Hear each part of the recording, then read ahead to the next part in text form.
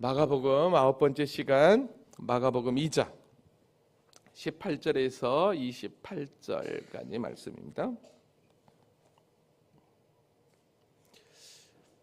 우리 한 목소리를 같이 합독하도록 할까요? 시작.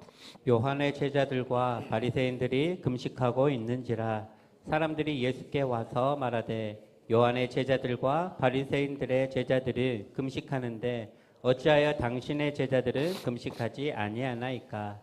예수께서 그들에게 이르시되 혼인집 손님들이 신랑과 함께 있을 때에 금식할 수 있느냐? 신랑과 함께 있을 동안에는 금식할 수 없느니라.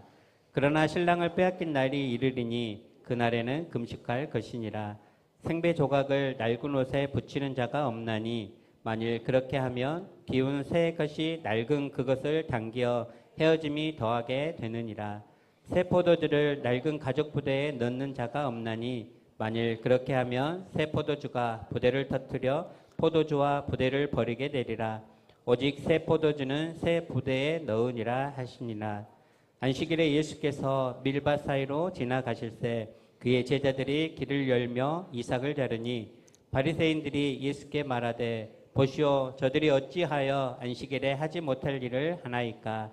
예수께서 이르시되 다윗이 자기와 및 함께한 자들이 먹을 것이 없어 시장할 때에 한 일을 읽지 못하였느냐? 그가 아비아달 대제사장 때에 하나님이 전에 들어가서 제사장 외에는 먹어서는 안 되는 진설병을 먹고 함께한 자들에게도 주지 아니하였느냐?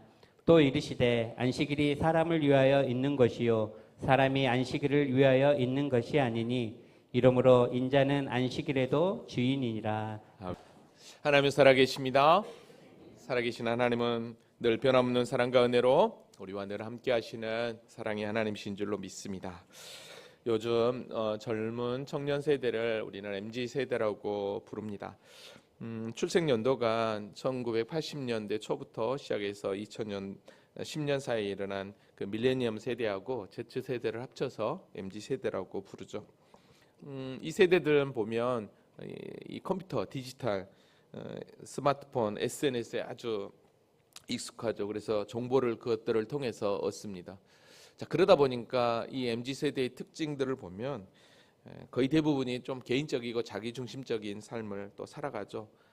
그리고 또 한 가지는 일도 중요하지만 문화생활을 상당히 많이 즐긴다라는 것이죠. 예전에 우리가 생활했던 우리 세대하고는 전혀 다른 삶을 살고 있는 게 이 MZ세대라고 합니다. 이 젊은 MZ세대가 있는 반면에 또 우리가 너무너무 우리 모습을 보는 것 같은데 나 때는 말이야 라고 하면서 과거에 사로잡혀서 이렇게 젊은 사람들이 하는 그것들을 못마땅히 여기면서 나 때는 그러면서 이렇게 행동하고 이렇게 하는 그런 어른 세대가 있는데요. 그런 자를 또 꼰대라고 이렇게 부르는 것을 보게 됩니다.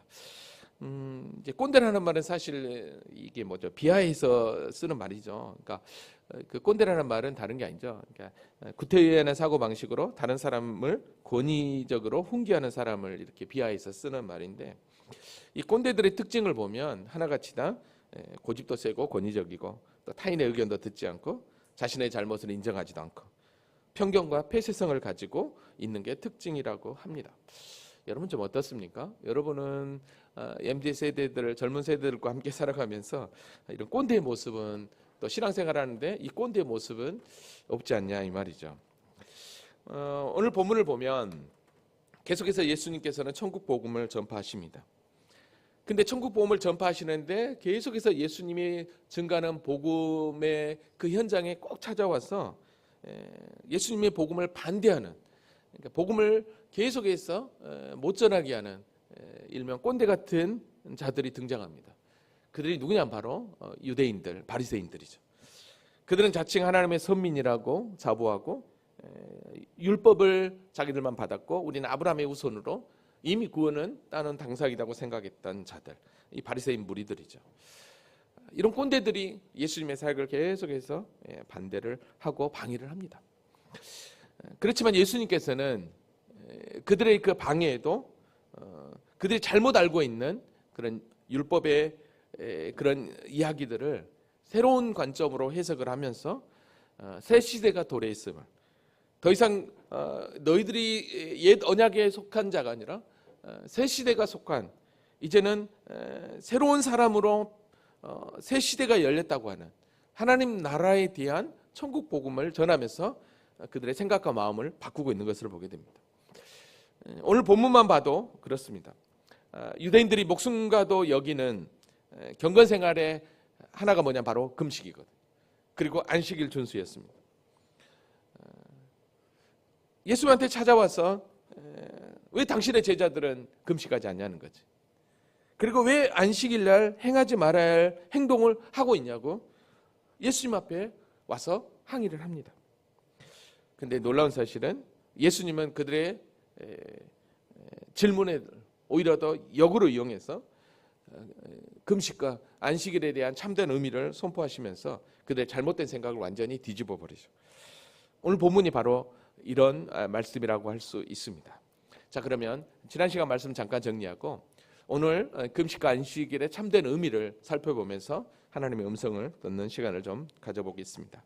우리는 지난 시간 마가복음 2장 13절에서 17절까지 말씀을 통해서 하나님 나라 백성은 어떻게 만들어지는가, 즉 우리의 구원은 어떻게 이루어지는가를 세간에 앉아있는 내일을 제자로 부르시는 과정 속에서 우리는 말씀을 살펴보았습니다.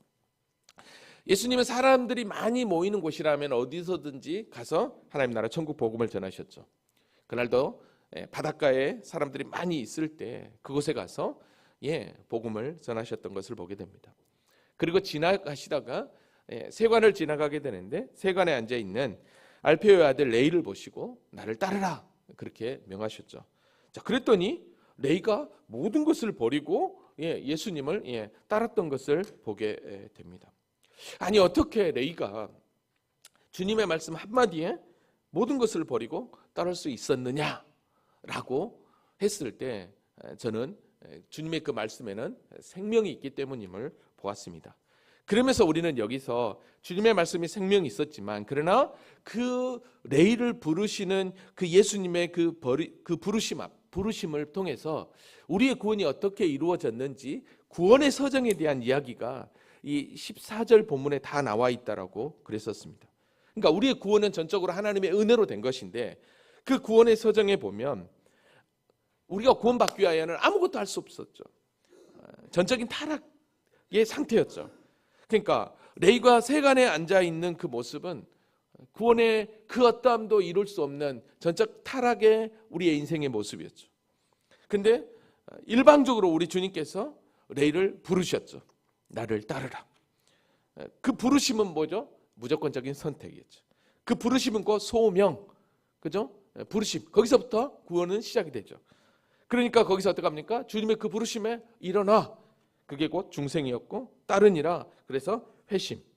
그러니까 우리의 구원은 이렇게 아무것도 할 수 없는 상황 가운데서 주님의 강권적인 선택으로 선택받은 자들에게 임하는 하나님의 축복. 그래서 구원이라고 하는 것은 하나님의 은혜라고 말씀을 드렸던 것을 보게 됩니다. 구원받은 자들은 삶이 바뀌죠. 그래서 우리 주님은 레이의 집에 가서 세리와 죄인들과 함께 음식의 식탁 교제를 나누는 걸 보았습니다. 여러분, 유대인들의 식탁 교제는 다른 게 아니었죠. 너는 나와 같은 운명 공동체라는 거였죠. 그러니까 예수님께서 지금 세리들과 함께 식탁의 교제를 나누는 것은 다른 게 아니죠. 그게 바로 하나님 나라 교회의 모습이었습니다. 이방인과 유대인과 경계를 허무는, 죄인과 의인과의 경계를 허무는 한 몸 공동체를 이루는 교회의 모습이 바로 우리 주님이 선택받은 부르심을 받은 자들을 함께 모아서 함께 은혜를 나누던 현장을 보았던 것을 봅니다. 이때 바리새인들과 서기관들은 예수님이 행하시는 그 모습을 보고 비우셨죠. 어떻게 죄인들과 세인들과 함께 식사를 할 수 있느냐는 거죠. 오히려 더 예수님까지 정죄하려고 했습니다. 그때 예수님께서는 그들을 향해 이렇게 말씀하셨습니다. 건강한 자에게는 의사가 쓸데없고 병든 자에게 쓸데있느니라. 나는 의인을 부르러 온 것이 아니요 죄인을 부르러 왔노라. 그래, 우리 주님이 오신 목적을 다시 한 번 더 증명했던 걸 보게 됩니다.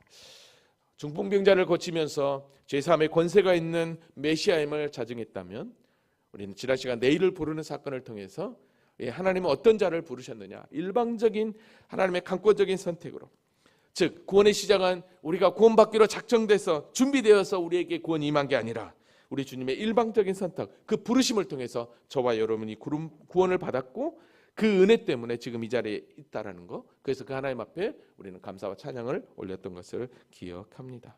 자, 이제 오늘 본문으로 옵니다. 자, 오늘 본문으로 와서 보면 여전히 예수님은 세리, 죄인들 상관없이 구별 없이 하나님 나라 천국 복음을 열심히 전하고 있습니다. 자, 열심히 전하고 있는데 문제는 유대인들 자신들이 정한 금식일이 있었습니다. 그러니까 유대인들은 자신들이 정한 그 금식일 날 예수님의 제자들이 금식을 안 하고 있는 것을 본 것입니다. 그러니까 기회는 이때다 싶어서 예수님을 찾아와서 이렇게 질문했던 것입니다. 오늘 보면 18절에 보면 요한의 제자들과 바리새인들이 금식하고 있는지라 사람들이 예수께 와서 말하되 요한의 제자들과 바리새인들의 제자들은 금식하는데 어찌하여 당신의 제자들은 금식하지 않습니까? 라고 이야기를 합니다. 그러니까 금식의 날이 정해져 있는데 예수님이나 예수님의 제자들이 그들도 유대인인데 금식을 안 하는 거예요. 그러니까 이 질문을 가지고 예수님을 지금 공격하고 있는 거죠. 자, 그러면 왜 이렇게까지 예수님을 공격하다가 지금 이제는 예수님의 제자들의 금식하지 않는 것을 가지고 예수님을 지금 공격하느냐, 이렇게 여러분들이 이 말씀을 한번 보시면 어떨까 싶어요. 자, 그러면 한번 이 18절 질문을 하기까지의 배경을 한번 2장 전체를 통해서 한번 봐볼까요? 예수님께서는 가버나움을 중심으로 해서 천국 복음을 전하시면서 회당에 가서 복음을 전했어요. 그러면서 그 회당에서 귀신 들린 자를 쫓아내시고 당신이 누군지를 드러내셨어요. 그리고 또한 베드로의 장모의 집에 들어가서 베드로의 장모의 열병을 고쳤어요. 그리고 수많은 병자들이, 귀신 들린 자들이 베드로의 집에 왔을 때 우리 주님은 고쳐주셨어요. 그리고 지붕을 뚫고 들것에 들려 내려왔던 중풍병자를 고치신 사건. 근데 그 사건은 어떤 사건이었습니까? 병을 고치기 전에 먼저 내 제사함을 받았느니라 라고 하는. 그러니까 거기 있는 무리들이 어떻게 저자가 하나님도 아닌데 제사함을 사올 수 있어 라고 하면서 오히려 더 신성모독이라고 하는 제목으로 예수님을 또 바라봤던 것을 보게 됩니다. 자, 근데 그 말씀을 통해서 제사함의 권세가 있는 주님이라는 걸 분명히 드러냈어요. 그 다음에 좀 전에도 보았지만 세간에 앉아 내일을 부르시면서 어떡합니까? 나는 의를 부르러 온 게 아니라 죄인을 부르러 왔다고 하면서 당신이 오신 목적을 계속해서 드러냈습니다. 자, 그러니까 유대인들은 자신들의 생각의 관점으로 봤을 때 예수가 행하는 모든 행동들, 그 다음에 말하는 것들이 자신들의 생각하고는 이게 안 맞는 거예요. 이해가 안 되는 거예요. 유대의 관점으로. 아니, 당신이 하나님의 아들과 메시아라고 하는데 왜 저렇게 행동하지라는 거예요. 그러니까 예수님의 그 권위 앞에 대놓고 얘기할 수 없었던 거죠. 그러니까 제자들은 왜 금식하지 않냐고, 우리는 금식하는데 왜 제자들은 금식하지 않냐고 하면서 제자들의 행동을 비꼬면서 지금 예수님을 공격하고 있는 것입니다. 그러니까 이거예요. 당신은 선생이 되어가지고 제자들이 금식도 안 하는데 왜 나무라지 않고 가만히 있냐는 거죠. 결국 이 꼰대들은 지금 제자들의 금식 안 한 것을 통해서 누구를 비꼬고 있냐면 선생된 예수를 비꼬고 있는 거죠. 선생이 돼가지고 제자들을 또 단속 못하고 금식도 안 하게 하고 말이지. 당신 선생 자격 있어? 이런 의미였던 거예요. 이런 의미였던 거예요. 그러니까 여기 보면 어찌하여 당신의 제자들은 금식하지 않냐. 어찌하여 라고 한다면 이 말 속에는 이걸 마땅히 금식해야 되는데 왜 안 하는 거죠. 여러분 여기서 잠깐 금식에 대해서 한번 살펴볼까요? 여러분 사실 금식 자체는 율법이 아니에요. 사실 모세 율법에 보면 7월 10일 대속죄일만큼은 하루 동안 금식하라고 레위기서에 나와 있어요. 너희는 영원히 이 규례를 지킬지니라. 일곱째 날 그 달 11일에 너희는 스스로 괴롭게 하고 아무 일도 하지 말되. 스스로 괴롭게 하고 아무 일도 하지 말고. 이게 바로 뭐냐면 금식이에요. 왜냐하면 먹지 않으면 괴롭잖아요. 그러니까 율법에 스스로 자신을 괴롭게 하고 금식하라고 했던 것은 다른 게 아니었어요. 대속죄일이에요. 7월 10일이면. 그러면 대속죄라면 그날만큼은 어떻게 하라는 거예요? 자기의 죄를 슬퍼하고 괴로워하면서 하나님의 은혜를 구하라는 의미로서 금식을 명했던 거예요. 그러니까 금식이라고 하는 것은 구약적 관점으로 보면 죄를 회개하고 하나님의 은혜를 간구하는 데 필요한 게 금식이었어요. 그래서 바벨론 포로 이후에는 이 금식이요, 이제 정확하게 1년에 몇 번 하라고 하냐면 4번 하라고 나와요. 만군의 여호와가 이같이 말하노라. 넷째 달 금식과 다섯째 달 금식과 일곱째 달 금식과 열째 달 금식이 변하여라고 그래요. 이게 스가랴서는 포로기에 된 거거든요. 그러니까 바빌론 포로로 끌려온 거에 대해서 너희들은 4번씩 정하여서 금식을 하라는 거죠. 왜 금식을 하라는 거예요?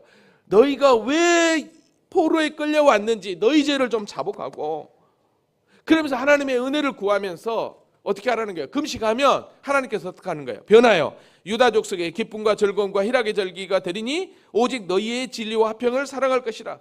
너희들이 그렇게 기도하고 나아가면 하나님께서 어떻게 합니까? 기쁨과 즐거움과 희락의 절기로 바꿔버리겠다는 거예요. 그러니까 구약시대의 금식은 다른 게 아니었어요. 슬픔과 회개의 표지로 하나님의 은혜를 구하라는 거였어요. 그런 의미로서 금식을 하라고 했던 거죠. 자, 근데 희한하게 이 금식이 예수님 시대로 오면서 어떻게 바뀌어버리냐면 마치 자신들을 드러내는 유대인들의 경건 생활로 바꿔버립니다. 그러니까 누가복음 18장에 가보면 이렇게 나와 있어요. 바리새인들은 서서 따로 기도하여 이르되 하나님이여, 나는 다른 사람들 곧 토색 불의 가늠하는 자들과 같지 아니하고 이 세리와도 같지 아니함을 감사하나이다. 나는 일에 2번씩 금식하고 그래요. 그러니까 일주일에 2번씩 금식을 행하게 됩니다. 그러니까 이들은 예수님 시대의 바리새인들, 유대인들은 어떻게 바뀌어버렸냐면 이 금식을 마치 자신들의 경건을 드러내는 그런 수단으로, 자신들의 전통 규범으로 만들어버리면서 그것이 곧 하나님의 의의 기준이라고 자신들 스스로가 만들어버렸던 거죠. 그러니까 정말로 금식이 원하는 참된 의미하고는 전혀 상관없이 자신들의 의를 드러내는, 자신들이 그렇게 경건하다고 하는 그 모습이 바로 뭐냐면 그 당시 예수님 시대에 2번씩 하는 금식이었어요. 그러면서 어떤 기도를 드렸냐면 속히 메시아가 와서 우리를 구원해 주기를. 이 메시아는 정치적 메시아였어요. 여러분, 그러니까 오늘 본문에서 누가 등장합니까? 세례 요한의 제자들과 이 바리새인들이 금식한다고 그랬어요. 근데 똑같은 이 병행 구절 가운데 마태복음 5장 14절에 보면 요한의 제자들이 예수님한테 와가지고 우리와 바리새인들은 금식하는데 어찌하여 당신의 제자는 금식하지 않을까, 이 질문을 해요.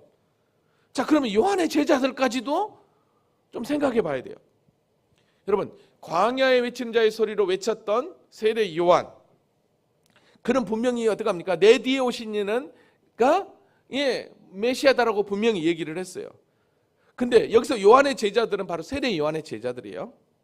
지금 잘 보십시오. 세례 요한은 지금 어디에 있냐면 감옥 안에 갇혀 있는 상태예요. 이 성경 이 이야기가 나올 전체적인 배경에 보면, 그러니까 선생님이 얘기했을 때 내 뒤에 오시는 메시아가 와서 나를 회복할 거라고 얘기했어요. 그러니까 이들은 금식하면서 어떤 금식할까요? 그러니까 자신들을 선생님이 감옥에 갇혀 있으니까 그거에 대한 또 금식도 되겠죠. 그러면서 속히 메시아가 와서 우리를 구원하고 우리를 빨리 이 로마의 이 헤롯의 이 지긋지긋한 이 정치적인 이 환경에서 우리를 좀 구원해 달라고 하는 외침이었던 거죠. 그러니까 세례 요한의 기도는 다른 게 아니었어요. 메시아의 도래를 외치면서 속히 로마로부터 속히 구원해 줄 것을 외치는 그런 금식이었던 거죠. 자, 그러니까 세례 요한들도 예수님이 오셔서 당신이 메시아 되심을 딱 증거했는데, 근데 생각할 때 세례 요한의 제자들도 뭐야? 정말로 저분이 메시아라면 왜 가만히 있냐는 거예요. 왜 자기같이 선생된 세례 요한이 감옥 안에 갇혔는데도 왜 가만히 있고 죄인이라고 하는 세리와 죄인들과 함께 밥을 먹고, 그러니까 이해가 안 되는 거예요. 결국 세례 요한의 제자들도 어떤 메시아를 기다렸냐면 정치적 메시아를 기다렸던 거예요. 그러니까 정치적 메시아를 기다리고 있으니까 바리새인들과 함께 같은 생각을 했던 거예요. 근데 예수님은 당신이 메시아로 오셔서 정치적 메시아로 온 게 아니라 우리들 죄에서 구원하기 위해 오신 메시아거든요. 그러니까 아직도 그 예수님의 행하신 그 모습을 보면서 세례 요한의 제자들도 예수님을 메시아 그리스도로 인정하지 않았던 거예요. 그러니까 자칭 메시아라고 수많은 기적을 일으키고 다니던 그분, 근데 제자들을 몰고 다니는데 금식 날이 되었는데, 금식 기간이 되었는데 금식을 안 하고 있으니까 이 세례 요한의 제자들조차도 바리새인들과 함께 예수님한테 찾아온 거죠. 아니 왜 당신의 제자들은 금식하지 않냐는 거예요. 당신 정말 메시아 맞냐 이거죠. 그때 우리 주님께서 이렇게 말씀하십니다. 그 오늘 본문 19절이에요. 같이 한번 읽어볼까요? 자, 시작. 예수께서 그들에게 이르시되 혼인집 손님들이 신랑과 함께 있을 때에 금식할 수 있느냐? 신랑과 함께 있을 동안에는 금식할 수 없느니라. 아멘. 예. 지금은 혼인잔치가 열리는 때라는 거예요. 즉 신랑과 함께 있을 때라는 거예요. 이게 무슨 말이냐는 거예요. 자, 유대 이스라엘에서 혼인잔치가 열리면요 가장 기쁜 날 중에 하나예요. 그래서 거의 일주일간 혼인잔치가 열립니다. 그러다 보면 혼인잔치가 열리는 그 즈음에는 율법이 명하는 이 금식, 자기들이 정한 그 전통의 그 금식을 면제받을 수 있었다고 합니다. 그러니까 예수님은 그걸 안 거예요. 그러니까 이 혼인잔치는 곧 당신이 메시아로 신랑으로 오신 것을 비유로 얘기한 거예요. 여러분 구약에서는요 이사야 54장 5절에 보면 이는 너를 지으신 이가 내 남편이시라 그의 이름은 만군의 여호와시라 라고 얘기해요. 구약에서 신랑 남편은 곧 메시아 하나님을 상징하거든요. 그러니까 여기 19절에서 얘기하는 신랑은 곧 예수님이고 혼인잔치의 그 손님들은 바로 제자들과 오늘 저와 여러분을 의미한다고 할 수 있겠죠. 그러니까 예수님은 당신이 신랑으로 오셨다는 거죠. 메시아로 오셨다는 거예요. 그러니까 신랑으로 와서 지금 그들과 함께 잔치를 벌이고 있는데 어떻게 금식할 수 있겠냐는 거예요. 이 말은 다른 게 아니었어요. 지금 너희들이 메시아의 도래를 구하고 금식하고 있으면서 진짜 메시아가 왔는데 그 잔치에 참여하지 않고 언제까지 너희들 금식하고 있을 때 이거예요. 이 얘기는 뭐예요? 아직도 너희들 내가 메시아인지를 모르냐, 내가 구원자인지를 모르고 있느냐라는 거예요. 그러니까 정말 잔치 자리에 참여하는 이들은, 예수님의 제자들은 진짜 나를 메시아로 알고 지금 함께 기쁨의 잔치를 나누고 있다는 거죠. 지금은 슬퍼할 때가 아니라 오히려 더 기쁨의 잔치를 나눌 때라는 거예요. 죄를 사하러 오신 메시아가 왔다면 너희들 정말 기뻐하고 즐거워해야 될 거 아니냐는 거죠. 그러면서 이렇게 20절에 이렇게 얘기해요. 그런데 신랑이 빼앗길 날이 이르니 그날에는 금식해라고 얘기해요. 여러분 여기서 신랑이 빼앗기는 날은 언제일까요? 그 십자가를 때를 의미해요. 그러니까 지금은 신랑 되신 우리 주님과 함께 영적으로 혼인잔치를 하고 있으니까 기뻐하고 즐거워할 때다. 그러니까 어떡해요? 함께 기뻐해라 너희도. 그 얘기하는 것입니다. 여러분 금식이라고 하는 것은 다른 게 아니죠. 음식을 절제하면서 온전히 하나님 앞에 모든 것을 맡기고 하나님의 뜻을 구하는 게 금식하는 바른 이해죠. 성경에 보면 금식하는 많은 모습들이 있는데 특별히 하나님의 뜻을 구하며 하나님께 나아갔던 금식하는 그 모습을 어디서 볼 수 있냐면 사도행전 13장에 보면 이방인으로 구성된 수리아 안디옥 교회가 세워지고 바울과 바나바가 거기서 1년 동안 열심히 복음을 전하면서 그리스도인이라고 하는 칭호를 받으면서 수리아 안디옥 교회가 융성하게 커집니다. 근데 그때 성령께서 바나바와 바울을 따로 세워서 선교사로 파송하도록 이끄셔요. 그때 그들이 정말인가 하고 어떻게 했냐면 사도행전 13장 2절 3절에 보면 주를 섬겨 금식할 때 성령이 이르시되 내가 불러 시키는 일을 위하여 바나바와 사울을 따로 세우라 하시니 이에 금식하고 기도하고 두 사람에게 안수하여 보내니라 라고 그래요. 그러니까 금식이라고 하는 것은 철저하게 내 뜻을 내려놓고 하나님의 뜻을 구하며 하나님의 뜻에 쫓아 순종의 삶을 살겠다라고 하는 결단이 바로 금식인 거죠. 그러니까 금식은 온전히 내 뜻이 아니라 하나님 뜻에 모든 것을 맡기고 겸손히 순종하는 그 삶을 살기로 결단하는 게 금식이었어요. 그러니까 예수님께서도 마태복음 6장 16절에 금식할 때는 너희는 외식하던 같이 슬픈 기색을 보이지 말라. 사람에게 보이려고 하지 마라 라고 분명히 얘기했던 것을 보게 됩니다. 자, 그러니까 지금 그들이 의식적으로 자신들의 경건 생활을 드러내기 위해 했던 그 자신들이 만든 그 전통, 그 금식, 그것은 결국은 자신들을 드러내고 정치적 메시아를 구하는 도래를 기다리면서 했지만 실제 내가 메시아로 왔는데도 나를 알아보지 못하고 깨닫지 못하고 여전히 메시아의 도래를 기다리며 금식하는 그들을 향해 우리 주님께서는 오히려 더 예수님의 제자들의 금식 안 하는 걸 책잡고 예수님을 공격하기 위해서 질문했던 그들의 질문을 완전히 뒤엎으시면서 지금이야말로 메시아가 왔고 그 메시아가 왔기 때문에 이제는 더 이상 금식할 필요 없이 오히려 더 기쁨과 즐거움으로 하늘나라의 천국잔치의 기쁨을 누려라, 만끽해라, 이렇게 우리 주님께서 말씀을 하셨던 거예요. 여러분, 그래도 이들이 이해하지 못해요. 그러니까 이제 비유로 들어서 예수님이 또 설명해요. 참 예수님은 비유의 달인이세요. 21절 22절 볼게요. 생배 조각을 낡은 옷에 붙이는 자가 없나니 만일 그렇게 하면 기운 새 것이 낡은 그것을 당기어 헤어짐이 더하게 되느니라.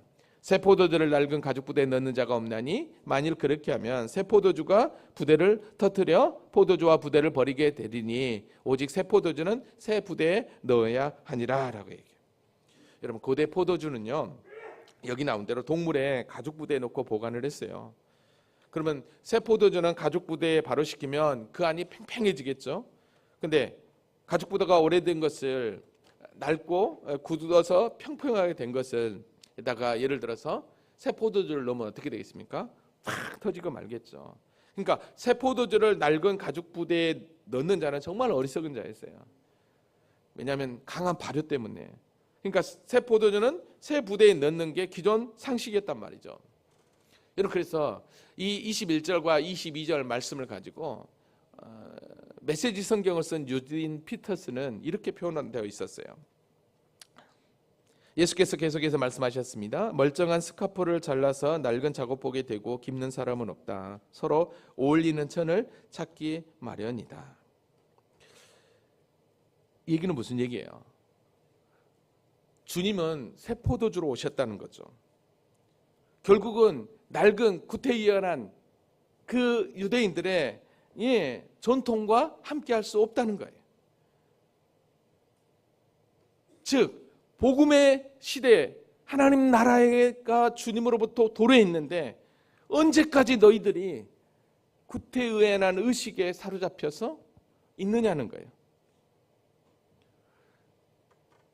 주님이 복음으로 오셔서 우리에게 기쁨과 행복과 진정한 하나님의 나라의 영광을 우리에게 주었는데 여전히 그 주님의 오심을, 메시아의 오심을 알지 못하고 깨닫지 못하고 여전히 구약에 사로잡혀 있는 그들을 향해 이 얘기했던 거예요.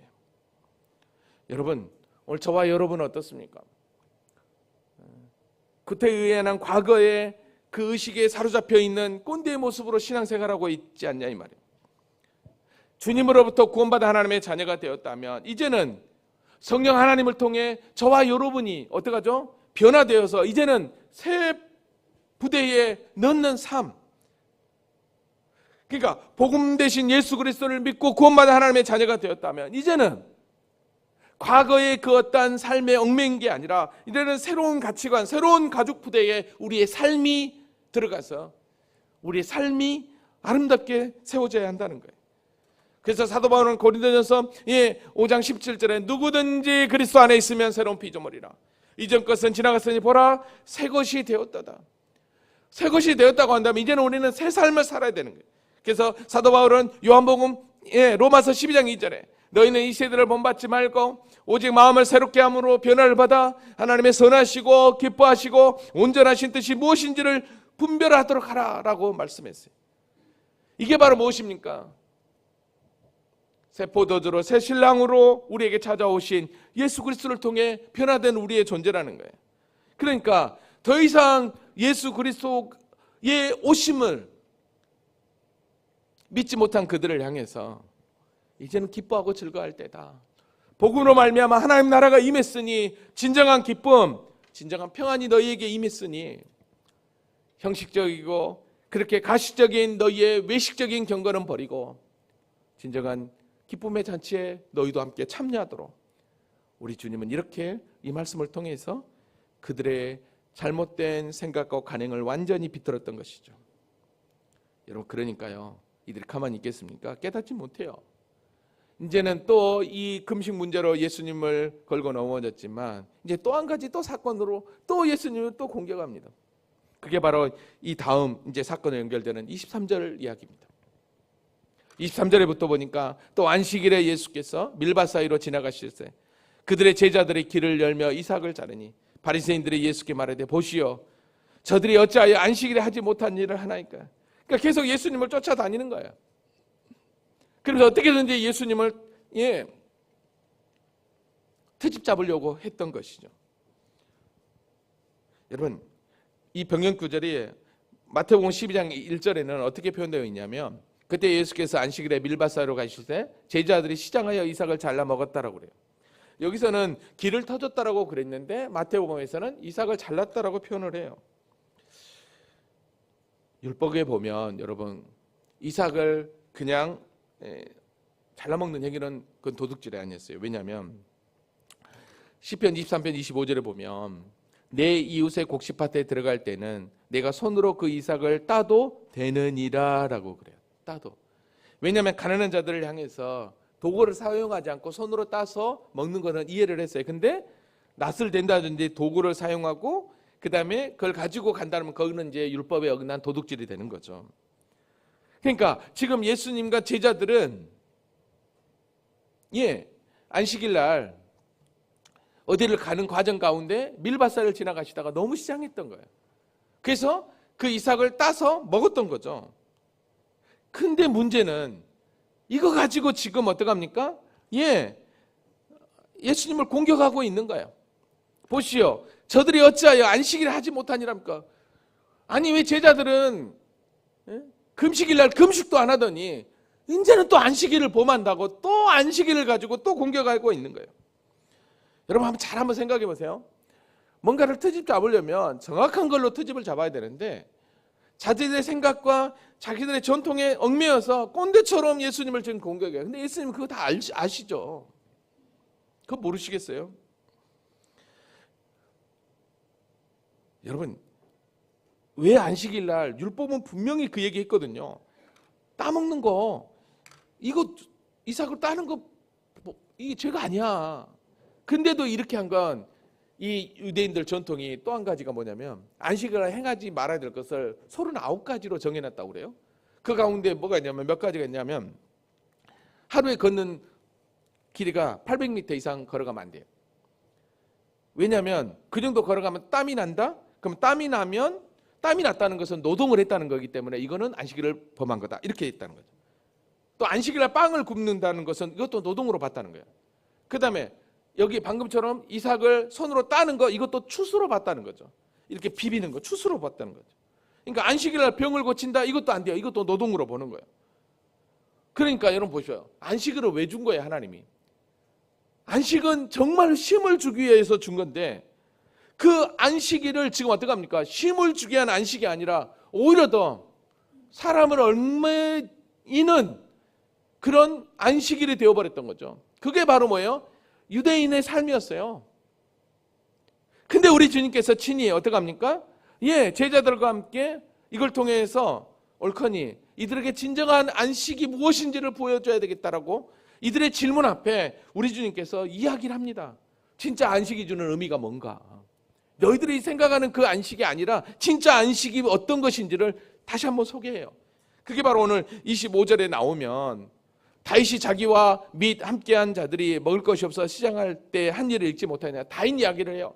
그러니까 유대인들이 가장 존경스럽게 생각하는 다윗 왕 이야기를 딱 하는 거예요. 그 이야기를 하면서 이게 어디 나오냐면 이게 이제 사무엘상 21장에 나오거든요. 다윗이 사울을 피해서 롭당에 갔을 때 그 따르는 군대가 먹을 것이 없어서 지쳐 있었어요. 그래서 아비다일 제사장에게 여기 먹을 것이 없냐 좀 달라 하니까 제사장들만 먹을 수 있는 진설병을 준 거예요. 그래서 다윗과 그거 따르는 군대가 그걸 먹고 힘을 얻었어요. 이거 뭘 의미하겠냐는 거죠. 이 얘기를 끌고 온 거예요 지금. 그러니까 하나님의 율법은 사람을 살리고 문제를 해결하기 위하여 우리에게 주신 율법인데 도리어 사람을 죽이고 문제를 해결하지 못하도록 만들어버렸다면 어떻게 되겠냐는 거죠. 인간의 필요를 따라 하나님은 우리에게 안식을 주기 위하여 이렇게 했는데 너희들은 왜 그를 율법에 얽매여 버리게 있냐는 거예요.